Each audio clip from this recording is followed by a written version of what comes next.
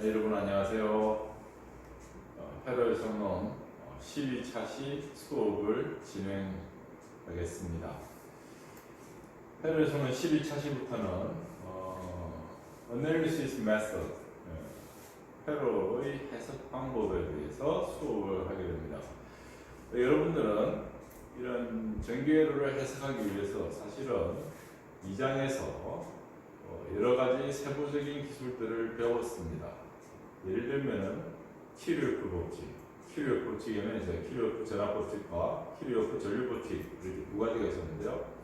키르요프 전류 법칙 같은 경우에는 어떤 노드를 중심으로 해서 그 노드에 유입되는 전류의 합과 그 노드로부터 유출되는 전류의 합이 동일하다, 또는 어떤 노드에 유입되는 전류의 총합은 0이다 하는 것이 있고, 키르요프 전류 법칙 같은 경우에는 폐회로를 대상으로 해서 어떤 폐회로에서 우리가 생각해 볼 수 있는 모든 전압 성분들의 합, 소위 말하면 어떤 폐회로를 따라서 발생하는 모든 전압 강하의 합은 0이다 하는 것을 이야기를 했습니다.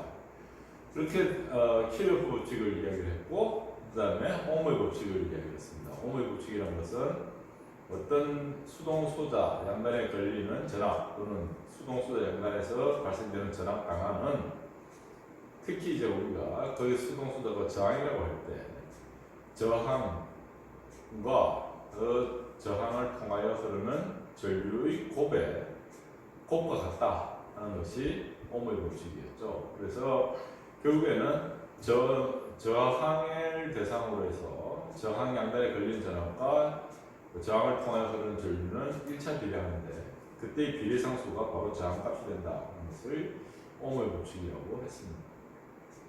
뿐만 아니라 직렬 연결과 전압 분배 법칙, 병렬 연결과 전류 분배 법칙을 또 공부를 했습니다. 그래서 병렬 연결의 경우에는 모든 소자들이 동일한 전압 성분을 가지고, 동일한 전압 성분을 가지니까 이제 전류가 달라지는 거죠. 저항이 달랐다면. 그에 비해서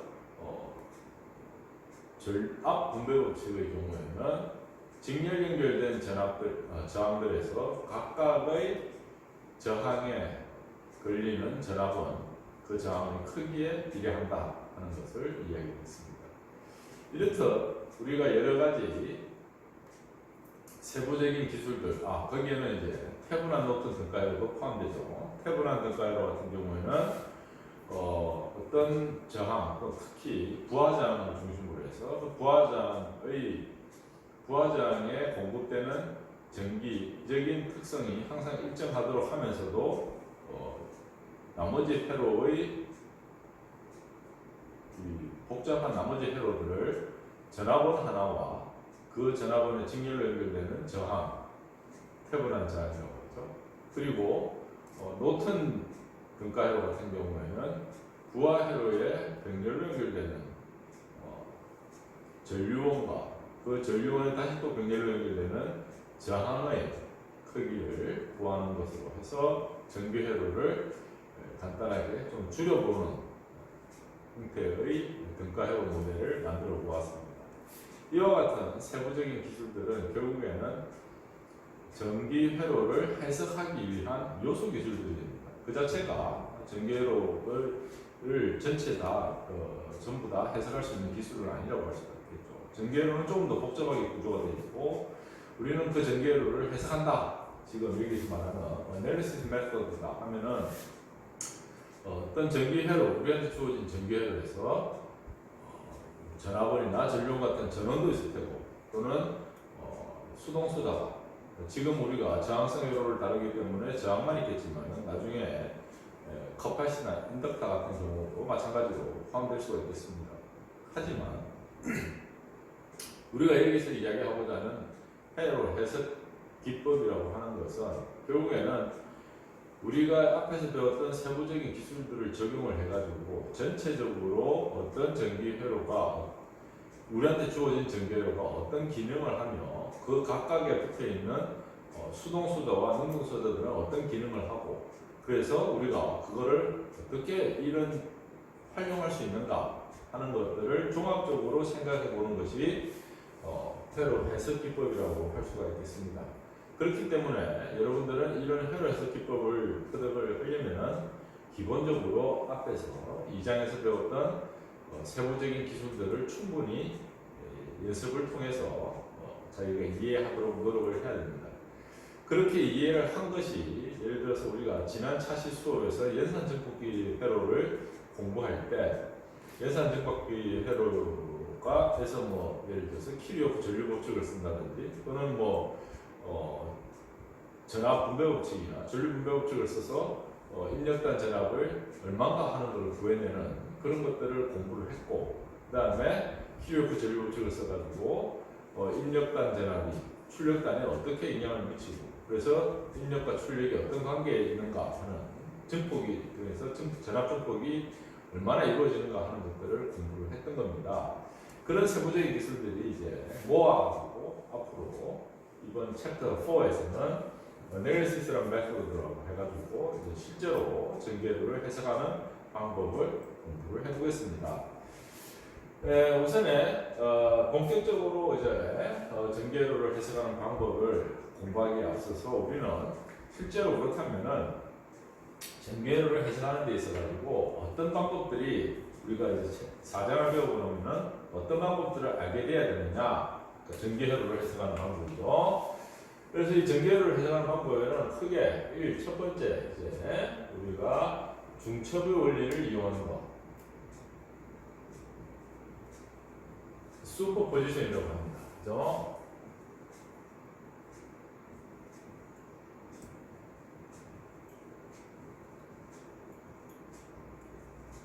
슈퍼포지션 프린시플이라고 해서 중첩의 원리를 이용해서 해석하는 방법.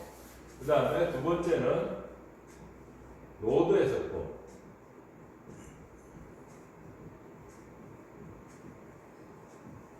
노드 어널리시스.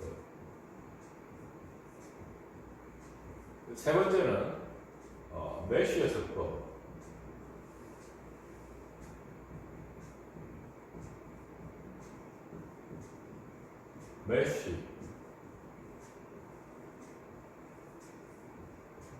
메쉬 해석법은 우리가 흔히 막로 해석법이라고도 이렇게 이야기를 합니다. 왜냐하면 메쉬가 막로라고 번역이 되기 때문에.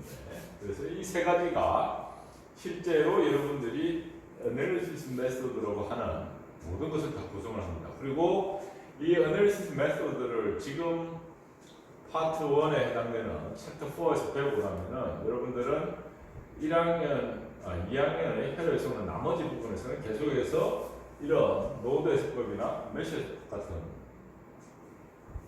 것들을 활용을 하게 될 것입니다. 그리고 뿐만 아니라 2학기에 여러분들이 회로 해석론 2를 배우더라도 여기에서 노드 해석법과 메쉬 해석법을 계속해서 이용을 하게 됩니다. 결국에는 여러분들이 지금 노드 해석법이나 메쉬 해석법을 제대로 익혀두지 않으면 1학기의 나머지 부분도 그렇고 2학기에 배우는 회로 해석론 2에서도 마찬가지로 여러분들은 굉장히 어려움에 부닥치게 됩니다. 그래서 특별히 이번 챕터 4에서 하는 중첩의 원리, 노드 해석법, 메쉬 해석법에 대한 수업에서는 여러분들이 특별히 신경을 써서 임해야 될 것 같습니다. 그러기 위해서는 앞에서 우리가 했던 KCL and KVL, 그 다음에 오모의 법칙, 그 다음에 직렬과 전압 분배, 병렬과 전류 분배, 그 다음에 텔브난 앤 노턴 정리 같은 것들을 충분히 익혀둬야지. 이런 것들은 뭐 하는 거냐? 이런 것들은 나중에 노드 해석법과 메쉬 해석법을 하는데 노드 해석법과 메쉬 해석법을 적용하기 위한 세부 기술들로 활용이 될 것입니다. 그래서 만약에 여러분들이 아직까지 이런 세부 기술들에 익숙치 않다고 생각한다면, 스스로가 그렇게 생각한다면 다시 돌아가서 복습을 하거나 또는 제 강의 자료들을 충분히 다시 리뷰를 해가지고 여러분들이 익숙해지도록 스스로 노력을 해야지 이 다음부터 하는 수업들이 좀 그나마도 재미가 있어. 뭐 수업이 재미가 있을 리는 없겠죠. 그렇지만은 그나마도 이해가 되고 해볼만 하구나 하는 그런 교과목이 될 것입니다. 그렇지 않으면은 이건 해도 해도 끝이 없고 해도 해도 아는 게 없고 그러니까 당연히 재미가 없고 이렇게 되는 그러니까 악순환이 자꾸 반복이 되는 거죠. 그래서 지금이라도 반드시 여러분들이 이런 세부 기술들을 다시 한 번 더 익히도록 노력하기를 권하고 그리고 그런 것들이 익숙해지고 나면은 이제 이런 전개로를 해석하는 방법들이 조금 수월하게 여러분들이 공부할 수 있는 계기가 될 것입니다. 자, 우선 어널리틱 메소드를 하기 전에 그래서 중체분리나 노드수법이나 메시수법을 우리가 공부를 하기 전에 몇 가지 기본적인 것들을 한번 쭉 살펴보고 그래서 이번 차시 수업과 글쎄요 다음 차시 수업 초반까지는 그것에 요거를 하기 위한 기본적인 것들을 한번 살펴보도록 하겠습니다. 첫 번째는 이제 선형성에 대한 것을 이야기합니다. 사실은 우리가 선형성이라고 한다면 중체분리를 이야기하는 것이 원칙이겠지만은 여기서 말하는 선형성은 아주 간단하게 비례성하고 비슷한 맥락이라고 보시면 되겠습니다. 예를 들어 가지고 우리가 리니어 엘리먼트다. 이게 리니어 엘리먼트라고 하는 것이 있습니다. 그러면 이 리니어 엘리먼트는 an independent or and dependent circuit element라고 되어 있고 다음과 같은 형태의 특성을 가지는 소자라고 보시면 되겠습니다. 다음과 같은 특성을 가지는 소자 y equal kx, y equal kx라고 한다면은 여러분들이 이미 y equal kx라고 하는 거는 이미 너무 잘 아는 거죠. x축이 있고 y축이 있다. 그러면 y equal kx라고 하는 것은 이런 식의 그래프를 가지는 것이 y equal kx라고 하는 형태를 이야기를 합니다. 이게 바로 가장 기본적인 리니어 엘리먼트가 동작하는 거죠. 그리고 여기서 말하는 이 기울기가 바로 비례상수 k를 이야기하는 겁니다. 대표적으로 우리는 y equal kx에 해당되는 것이 뭐냐? 오음의 법칙이라고 할 수가 있겠죠. 오음의 법칙은 어떻게 쓰느냐면은 어떤 소자가 있고 특히 그 소자가 저항일 때 저항을 통해서 I만큼의 전류가 흐른다. 그러면은 이 저항 양단에 걸리는 전압 V는 전류 I와 R과 V가 어떤 관계에 있느냐? V는 이미 잘 아는 것처럼 R 곱하기 I였습니다. 즉 여기에 있는 축을 예를 들어서 X축을 뭐라고? I라고 쓰고 전류라고 하는 거죠. Y축을 그에 따라서 나타나는 전압 V라고 쓴다면은 여기에 나타나는 기울기는 뭐가 되느냐? 비례상수 R, 다시 말하면 저항이 되겠습니다. 그러니까 가장 기본적으로 우리가 이야기하는 오음의 법칙이 바로 지금 리니어 엘리먼트, 그러니까 그렇게 따진다면은 저항은 선형 소자가 되는 거죠. 선형 소자라고 이야기를 할 것입니다. 그래서 대표적으로 이런 가장 1차 방정식의 형태로만 나타나지는 것만 하더라도 우리가 일반적으로 선형 소자라고 이야기할 수가 있는 겁니다. 그렇다면 조금 더 한 번 더 한 단계 더 나아가서 보면 이제 proportionality, 비례성이라는 것은 뭘까요?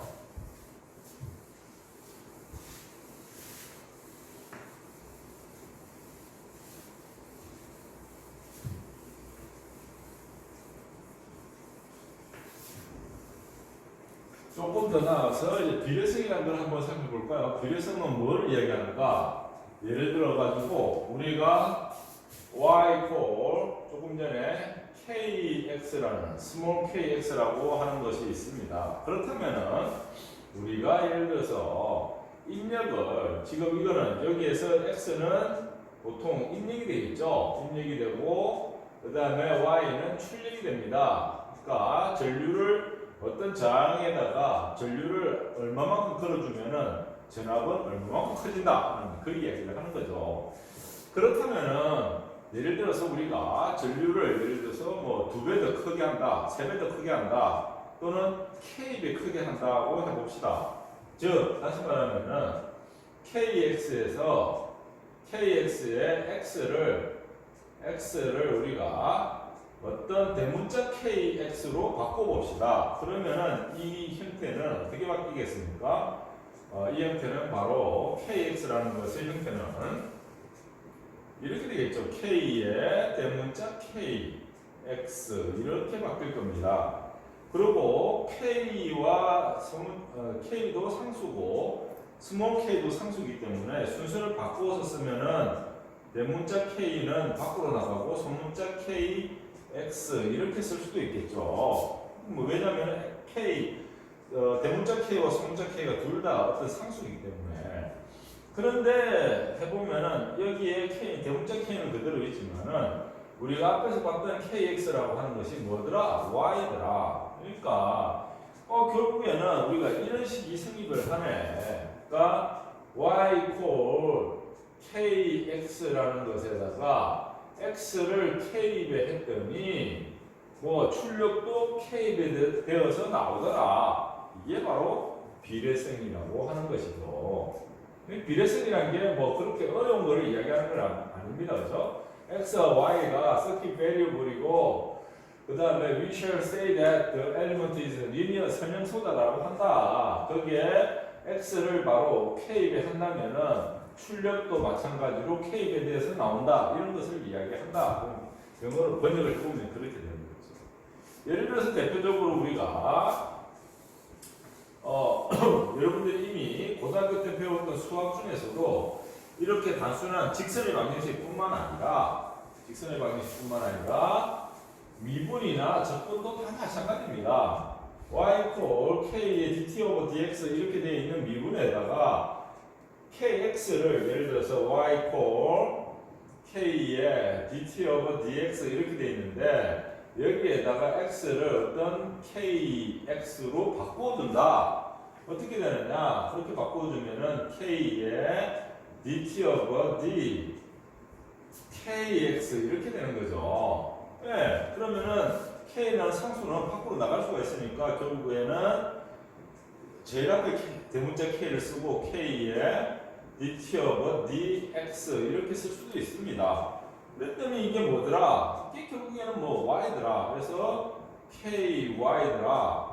결국 이게 뭐냐? 비례성이 성립하는 것을 이야기하는 겁니다. 마찬가지로 적분도 똑같은 형태로, 그러니까 적분이나 미분 같은 오퍼레이션은 실제로 프로포셔널리티, 비례성이 성립하는 오퍼레이션, 수학연산이라고 할 수가 있겠습니다. 그래서 이런 프로포셔널리티는 어떤 소자에서 일어난 특성뿐만 아니라 어떤 소자에 적용되는 수학연산조차도 다 우리가 통괄해서 이야기할 수 있는 그런 요소가 되겠습니다. 그렇죠? 자, 그렇다면 이렇게 두 가지 이야기를 했는데요. 이렇게 이야기를 하고 나니까 우리가 뭘 이야기를 할 수가 있겠더라. 조금 전에 우리가 사실 이제 리니어란 말을 한번 써먹었습니다. 그죠? 써먹었는데 조금 더 이제 구체적으로 하면은 리니어 서킷이다. 선형회로다. 그죠? 네, 여기 말하는 선형회로다고 이야기하는 것은 그 의미가 뭐냐면 어떤 선형회로라는 건 any 서킷, 어떤 서킷을 말하는 건데 그 서킷이랑 회로를 말하는 거죠. 선형 엘리먼트, 선형 소자와 인디펜던트 소스, 그러니까 선형 소자와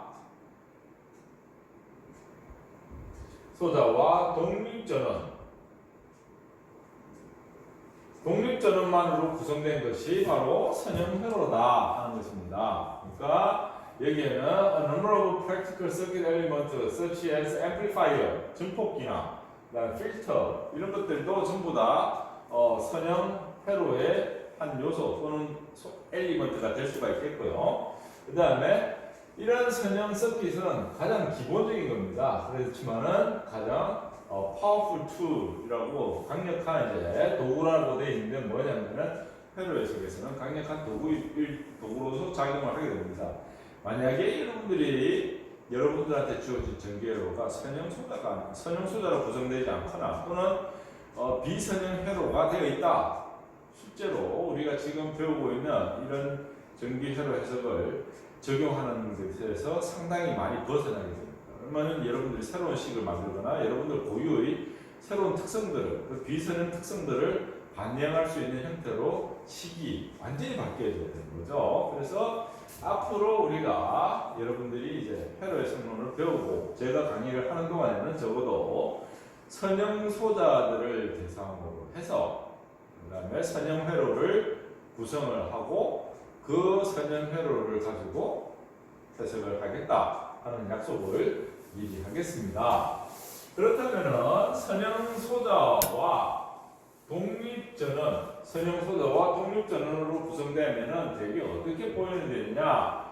이게 linear combination of a number of linear 선형소자들의 다수 개의 선형소자들이 조합으로 이제 나타난다는 거죠. 그게 뭐냐면은 x1이라는 소자, x2라는 소자, 그러니까 저항으로 치면은 첫 번째 저항, 두 번째 저항, n 번째 저항 이렇게 되는 거죠. 이렇게 저항이 다 또는 전원도 마찬가지겠습니다. 그러니까 이 중에 뭐 x1, x2가 전원이 될 수도 있겠고, 그렇지만은 결국에는 이것들은 앞에서 이야기했던 비례성을 항상 만족을 해야 됩니다.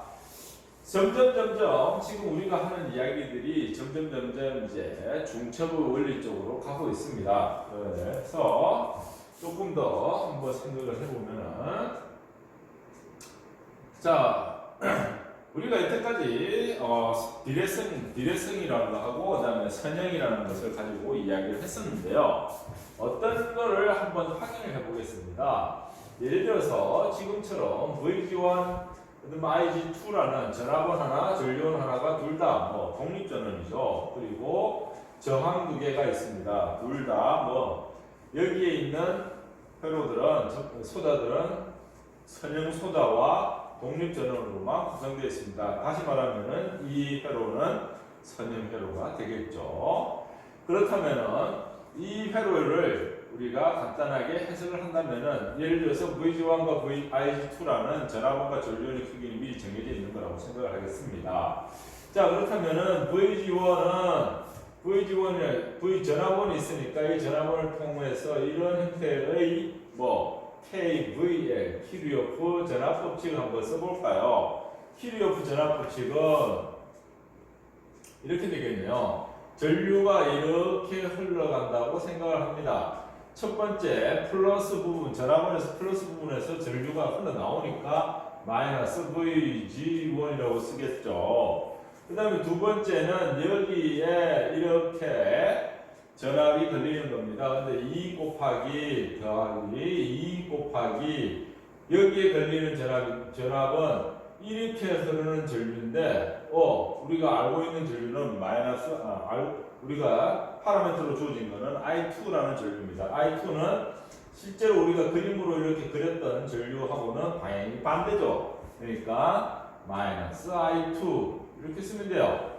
그 다음에 세 번째 이쪽으로 4옴 양단에 걸리는 전압 더하기 4 곱하기 전류 방향이 이렇게 플러스 마이너스로 한다면 전류 방향하고 전압의 플러스 방향이 일치하니까 4 곱하기 I1 이렇게 쓰면 되겠고 이거 이퀄이 뭐가 된다? 0이 된다. 이게 바로 키르요프 전압법칙이에요. 그래서 이 식으로부터 4I1 빼기 2I2는 VG1이다 하는 게 첫 번째 우리가 만들어낸 키르요프 전압법칙으로 만들어낸 식이 되겠습니다. 그 다음에 두 번째로 새로 식을 또 하나 더 만들어야 되겠는데요. 왜냐하면 우리가 I1과 I2를 사실상 구하고 싶은데 새로운 식은 어디서 만드느냐? IG2라는 전류원으로 만들 수가 있겠습니다. 이 전류원에서 이렇게 IG2가 여기 나갑니다. 여기 노드가 있죠. 노드 A라고 한다면은 노드 A에 KCL을 적용합니다. 노드 A에 KCL을 적용한다. 노드 A에 유입되는 전류는 IG2가 되겠습니다. 그것은 노드 A로부터 유출되는 전류의 합과 같습니다. 노드 A로부터 유출된 전류 I1이라는 녀석, 그 다음에 또 하나 I2라는 녀석, 이렇게 두 개의 전류로 구성이 되어 있습니다. 그래서 이렇게 식을 하나 또 만들었어요. 자, 우리가 모르는 것이 미지 변수가 I1, I2 두 개니까 식도 그렇게 해서 두 개를 만들었어요. 그래서 여기에 VG1 equal 4I1 빼기 2I2다. 그래서 이것으로부터 I1과 I2를 구하는 식을 만들어내는 거예요. 그렇게 하는 것이, 그래서 나온 것이 이렇게 나온 것을 만든 거예요. 그러니까 결국에는 이거는 리니어 컨비네이션, 선형 조합인데 소스들 VG1과 IG2라는 소스들 VG1과 IG2라고 아까도 말씀드렸지만은 VG1, IG2라고 하는 전압원과 전류원의 크기는 이미 처음부터 알려진 것이라고 이야기를 할 수가 있습니다. 그렇기 때문에 우리가 이렇게만 하더라도 우리가 충분히 I1과 I2라는 전류 성분들을 구할 수가 있겠고, I1, I2라는 전류 성분을 구했으면은 2옴 양단에 걸리는 전압, 4옴 양단에 걸리는 전압 구할 수가 있죠. 그렇게 하나하나 차근차근 해석해 나가는 것이 전기회로 해석이 되겠습니다. 네, 이렇게 간단한 소개를 통해서 우리는 회로의 성론의 12차시 수업, 2차시 수업을 이 정도에서 마치고 나머지 부분은 또 다른 수업에서 이야기를 좀 더 깊이 있게 다뤄보도록 하겠습니다. 자, 여러분, 바이바이.